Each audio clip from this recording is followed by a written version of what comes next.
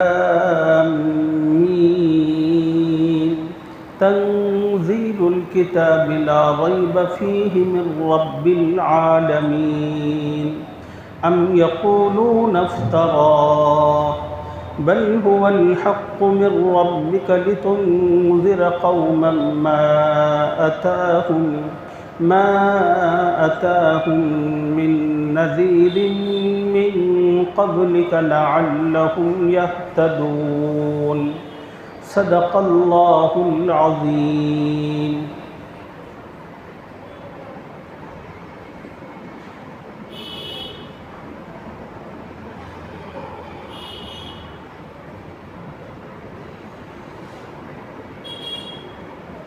گزشتہ سبق میں آپ حضرات کی خدمت میں اس سورہ مبارکہ کے نام سے متعلق، حروف مقطعات سے متعلق ضروری اور اہم باتیں آپ حضرات کی خدمت میں عرض کی تھی۔ آج جن آیتوں کی تلاوت ہم نے آپ کی خدمت میں کی ہے، ان آیتوں میں اللہ تعالیٰ نے قرآن کی صداقت اور اس کی حقانیت کو اور اس قرآن کے اللہ کے جانب سے ہونے کو بڑے واضح انداز میں بیان فرمایا ہے۔ تنزیل الکتاب لا ریب فیہ من رب العالمین، اس بات میں کچھ شک نہیں اس کتاب کا نازل کیا جانا سارے جہاں کے پروردگار کی طرف سے ہے، یعنی قرآن مجید کو اللہ تعالیٰ نے اپنی طرف سے نازل فرمایا ہے۔ ام یقولون افترا، مکے کے مشرک قرآن پاک سے متعلق اعتراض کرتے تھے، اللہ نے اس کا جواب دیا۔ ان کا اعتراض تھا قرآن یہ اللہ کی طرف سے نازل کردہ نہیں ہے، بلکہ محمد صلی اللہ علیہ وسلم نے اس کو خود اپنی طرف سے بنا کر پیش کیا ہے۔ اللہ تعالیٰ نے مکے کے لوگوں کے اس سوال کا جواب دیا۔ تنزیل الکتاب لا ریب فیہ من رب العالمین، اس بات میں کچھ شک نہیں کہ اس کتاب کا نازل کیا جانا سارے جہاں کے پروردگار کی طرف سے ہے۔ ام یقولون افترا، یہ مشرک لوگ کہتے ہیں محمد صلی اللہ علیہ وسلم نے اس کو خود اپنے دل سے بنا لیا ہے۔ بل هو الحق من ربک، اللہ نے تردید فرمائی ہرگز نہیں، بلکہ یہ تمہارے پروردگار کی طرف سے برحق ہے۔ یعنی اس کتاب کو محمد صلی اللہ علیہ وسلم نے اپنی طرف سے نہیں بنایا، بلکہ یہ کتاب اللہ نے نازل فرمائی ہے۔ اب اس کتاب کو اللہ نے کیوں نازل کیا، اس کے نازل کیے جانے کا مقصد کیا ہے، اس کو بیان فرمایا۔ لِتُنذِرَ قَوْمًا مَا أَتَاهُم مِّن نَذِيرٍ مِّن قَبْلِكَ، تاکہ آپ محمد صلی اللہ علیہ وسلم اس قرآن کے ذریعے ان لوگوں کو ڈرائیں جن کے پاس آپ سے پہلے کوئی ڈرانے والا نہیں آیا۔ ہم نے حضور اکرم صلی اللہ علیہ وسلم پر قرآن اس لیے اتارا تاکہ حضور صلی اللہ علیہ وسلم اس قرآن کے ذریعے ان لوگوں کو ڈرائیں جن لوگوں کے پاس اب تک کوئی ڈرانے والا نہیں آیا۔ کیا مطلب اب تک کوئی ڈرانے والا نہیں آیا؟ یعنی اس قوم کو سمجھائیں، راہ راست دکھائیں جس قوم کے پاس آج تک کوئی اللہ کا پیغمبر یا رسول نہیں آیا۔ اس کو سمجھنے کے لیے تھوڑی سی تفصیل اور تاریخ سمجھنی ضروری ہے۔ اگر وہ تفصیل اور تاریخ سامنے ہو تو پھر اس آیت کے جملے کا مطلب اچھی طرح سمجھ میں آئے گا۔ آپ سب حضرات کو پتہ ہے اللہ تعالیٰ نے سیدنا ابراہیم علیہ السلام کو 2 بیٹے عطا فرمائے تھے۔ بڑے بیٹے ہیں سیدنا اسماعیل علیہ السلام، دوسرے بیٹے ہیں حضرت اسحاق علیہ السلام۔ اللہ تعالیٰ نے ابراہیم علیہ السلام کے ان دونوں بیٹوں کو پیغمبر بنایا۔ اسماعیل علیہ السلام کو بھی نبوت عطا فرمائی، اسحاق علیہ السلام کو بھی نبوت عطا فرمائی۔ پھر اسحاق علیہ السلام ملک شام فلسطین کا جو علاقہ ہے یہاں پر آباد ہو گئے۔ سیدنا اسماعیل علیہ السلام کو خدا نے بچپن میں لا کر اپنی ماں کے ساتھ خانہ کعبہ کے پاس رکھا تھا، تو اسماعیل علیہ السلام مکۃ المکرمہ میں آباد ہوئے۔ دوسرے بیٹے جو اسحاق علیہ السلام تھے یہ فلسطین ملک شام یہاں پر آباد ہوئے۔ اب اسحاق علیہ السلام کے ایک بیٹے ہیں جن کا نام ہے سیدنا یعقوب علیہ السلام۔ پھر یعقوب علیہ السلام کو 12 بیٹے، اللہ نے انہیں نبی بنایا۔ پھر یعقوب علیہ السلام کے 12 بیٹوں میں ایک بیٹے ہیں سیدنا یوسف علیہ السلام، اللہ نے ان کو نبی بنایا۔ پھر ان کی جو اولادیں وہ سلسلہ دنیا میں چلا تو اللہ نے جتنے پیغمبر بھیجے وہ سارے کے سارے پیغمبر سیدنا اسحاق علیہ السلام کے سلسلے میں بھیجے جو ملک شام فلسطین میں آباد تھے۔ اب بڑے بیٹے ابراہیم علیہ السلام کے آباد ہوئے تھے مکۃ المکرمہ میں۔ اللہ تعالیٰ کی شان دیکھیے، اسماعیل علیہ السلام تو پیغمبر تھے لیکن ان کی اولاد میں اللہ تعالیٰ نے ایک لمبے عرصے تک کوئی نبی اور پیغمبر نہیں بھیجا۔ دوسری طرف جو بیٹا تھا ابراہیم علیہ السلام کا دوسرا اسحاق علیہ السلام، ان کے سلسلے میں 100 انبیاء آ چکے، اور بڑا بیٹا جو اسماعیل علیہ السلام ہے ان کے سلسلے میں ایک بھی پیغمبر نہیں آیا تھا اب تک۔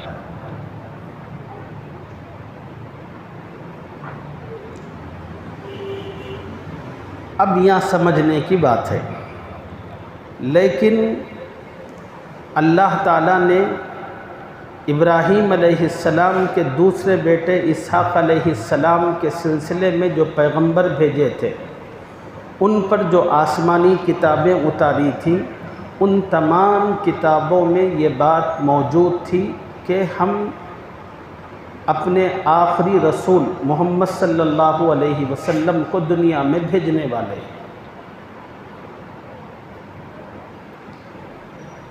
اسحاق علیہ السلام کے سلسلے کے جتنے لوگ ہیں ان سب کو 100% یقین تھا، 101% وہ آخری پیغمبر ہمارے سلسلے میں آئیں گے، اس لیے کہ اب تک جتنے بھی پیغمبر آئے کس سلسلے میں آئے؟ اسحاق علیہ السلام کے سلسلے میں۔ خدا نے جس آخری پیغمبر کا ذکر کیا ہے جو خدا کے محبوب بڑے پسندیدہ اور چہیتے ہیں، یہ آنے والے ہیں، اس کا سب کو انتظار تھا، اور اس سلسلے کے پورے لوگ بڑے کانفیڈنٹ تھے کہ وہ آخری پیغمبر بھی ہمارے پاس آئیں گے۔ لیکن اللہ تعالیٰ کی رحمت نے کروٹ لیا پر خدا نے یہ کیا، وہ جو آخری پیغمبر تھے خدا نے اس پیغمبر کو سیدنا اسماعیل علیہ السلام کے سلسلے میں بھیجا۔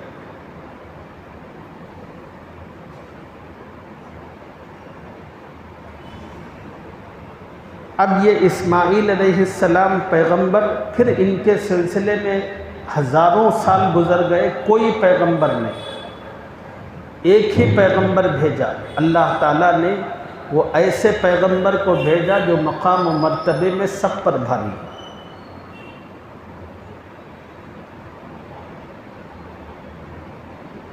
اسی کا ذکر قرآن کی اس آیت میں کیا جا رہا ہے۔ اے محمد صلی اللہ علیہ وسلم، اللہ تعالیٰ نے آپ پر قرآن پاک اس لیے اتارا تاکہ آپ اس قرآن کے ذریعے اس قوم کو ڈرائیں، سمجھائیں جس قوم کے پاس اب تک کوئی ڈرانے والا نہیں آیا۔ مکۃ المکرمہ میں جو عرب ہیں، جو آبادی تھی عربوں کی، وہ سیدنا اسماعیل علیہ السلام کی نسل اور آپ کے سلسلے سے تعلق رکھنے والے ہیں۔ اب اس سلسلے میں تو کوئی پیغمبر آیا ہی نہیں تھا، تو اللہ تعالیٰ نے اس سلسلے میں سیدنا محمد الرسول اللہ صلی اللہ علیہ وسلم کو مبعوث فرمایا۔ لعلہم یہتدون، اللہ نے نبی سے کہا کہ اے نبی، کیا عجب ہے کہ آپ کے سمجھانے پر یہ لوگ راہ راست پر آ جائیں، ہدایت پا جائیں۔ اس مقصد سے اللہ نے آپ پر یہ کتاب اتاری۔ اب یہاں رک کر دو باتیں اور بتانا چاہتا ہوں۔ یہ دو باتیں اگر آپ سمجھ لیں تو پوری دنیا میں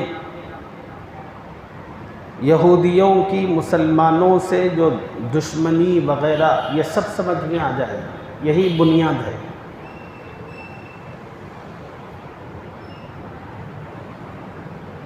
میں نے آپ کو بتایا کہ خدا نے جتنے پیغمبر بھیجے، ابراہیم علیہ السلام کے دوسرے بیٹے سیدنا اسحاق علیہ السلام کے سلسلے میں بھیجے۔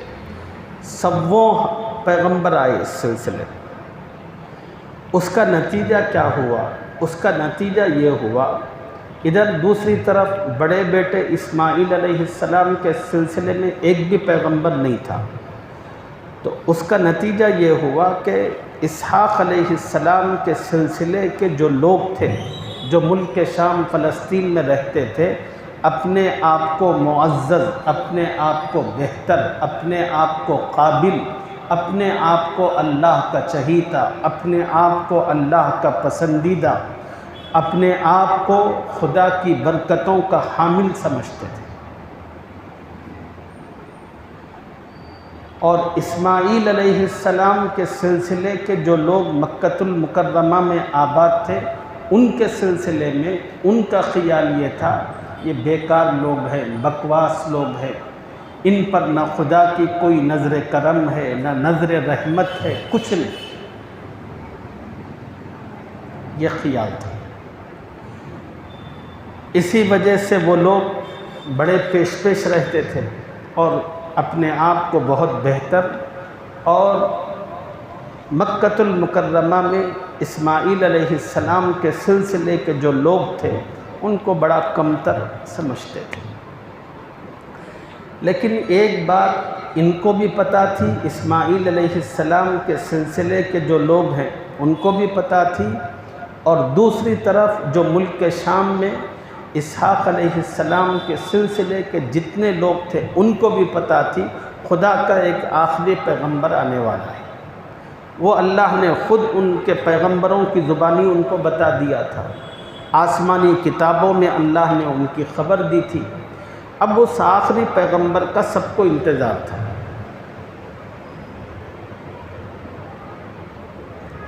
اب وہ کب آئیں گے، کب آئیں گے؟ اب وہ اللہ کے آخری پیغمبر مکے میں آئے۔ ان کی ولادت مکۃ المکرمہ میں ہوئی۔ حضرت عبداللہ کے نور نظر تھے، آمنہ کے دلارے اور لخت جگر تھے، قبیلہ قریش سے جن کا تعلق تھا، بنو ہاشم سے کے قبیلے سے تعلق رکھتے تھے۔ جب خدا نے یہاں پر بھیجا اپنے آخری رسول کو اس سلسلے میں، تو ہوا کیا، بنو اسحاق کے جو لوگ اپنے آپ کو اب تک بہت معزز سمجھتے تھے وہ پورے ٹھنڈے پڑ گئے۔ ان کی جتنی معتبری تھی، جتنا ان کا گھمنڈ تھا، فخر تھا، اپنے آپ کو قابل سمجھنا، دوسروں کو کمتر، وہ سارا کا سارا ایک لمحے میں اللہ نے ختم کر دیا۔ اب جو بنو اسماعیل اب تک کوئی پیغمبر کے بغیر زندگی گزار رہے تھے، خدا نے محمد الرسول اللہ صلی اللہ علیہ وسلم کو ان کی جھولی میں اس سلسلے میں ڈال کر اب ان کے پلڑے کو اللہ نے بلند کر دیا، اور بنو اسحاق کا جو پلڑا اونچا تھا خدا نے اس کو نیچے کر دیا۔ اب یہ جتنے یہودی اور عیسائی ہیں وہ وہی ہیں جو بنو اسحاق سے تعلق رکھتے ہیں۔ حضرت اسحاق علیہ السلام کے سلسلے سے جو تعلق رکھنے والے لوگ ہیں وہ سارے کے سارے یہودی ہیں اور عیسائی ہیں۔ اب جب بنو اسماعیل میں خدا نے اپنے اس آخری اور چہیتے رسول کو بھیجا تو اب ان لوگوں کو حسد ہوا۔ انہوں نے کہا کہ اگر ہم مان لیں گے ان کو، اگر ہم انہیں مان لیں گے تو پھر ہماری ناک کٹ جائے گی۔ اگر ہم محمد الرسول اللہ صلی اللہ علیہ وسلم کو مان لیں گے اور یہ کہیں گے یہی اللہ کے آخری رسول ہیں، اور ہماری کتابوں میں ہمارے نبیوں نے جس آخری رسول کی نشاندہی کی تھی وہ یہی ہیں، اگر ہم یہ کہیں تو پھر ہماری ناک کٹ جائے گی۔ ان لوگوں نے کیا کیا؟ محض سستی شہرت پانے اور اپنی عزت کو برقرار رکھنے کے لیے انہوں نے حضور صلی اللہ علیہ وسلم کا انکار کیا۔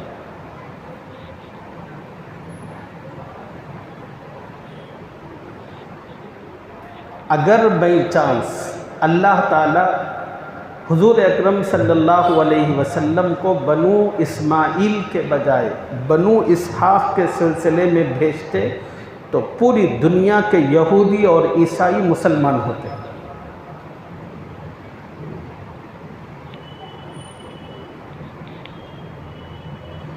ان لوگوں کی جو دشمنی ہے وہ اس دن سے چلی آ رہی ہے، اور وہ سلسلہ آج تک۔ نبی جب تک تھے ان کی پوری فکر اور کوشش نبی پاک صلی اللہ علیہ وسلم کو نعوذ باللہ شہید کرنے کی، آپ کے دین کو اکھاڑ کر پھینکنے کی منصوبے تھے۔ نبی علیہ السلام پر اعتراض کرنا، اور یہ منافق بھی وہی لوگ تھے۔ مکے کے اندر منافقین نہیں تھے، جتنے منافق تھے وہ سب مدینے میں تھے۔ نبی علیہ السلام اب ان یہودیوں نے اپنے لوگوں کو مسلمانوں کی صفوں میں داخل کیا تاکہ نبی کے پاس بیٹھ کر نبی کیا بولتے ہیں، کیا کہتے ہیں، وہ سب سن کر آ کر ہمارے سامنے بولے، پھر اس کو رکھ کر ہم اپنی پلاننگ تیار کر سکیں۔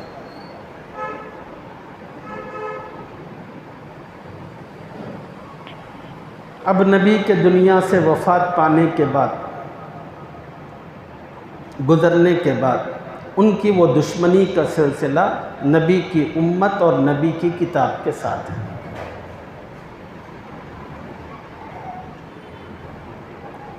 ان کو غصہ بس اسی کا ہے کہ یہ کتاب اللہ نے محمد صلی اللہ علیہ وسلم پر کیوں نازل فرمائی، اور اس نبی کو اللہ نے بنو اسماعیل میں کیوں بھیجا، ہمارے سلسلے میں اللہ نے کیوں نہیں بھیجا۔ جب ہمارے سلسلے میں نہیں ہے وہ نبی تو ہم ان کو مانیں گے ہی نہیں۔ یہ بیسک چیز ہے، یہ سمجھنے کی ہے۔ بس اسی پر میں آج کی گفتگو ختم کرتا ہوں۔ اللہ تعالیٰ سے دعا فرمائیں کہ اللہ تعالیٰ مجھے اور آپ کو قرآن پاک کے مضامین سمجھنے کی اپنے کرم سے توفیق اور سعادت عطا فرمائے۔ آمین یا رب العالمین۔ وآخر دعوانا الحمدللہ۔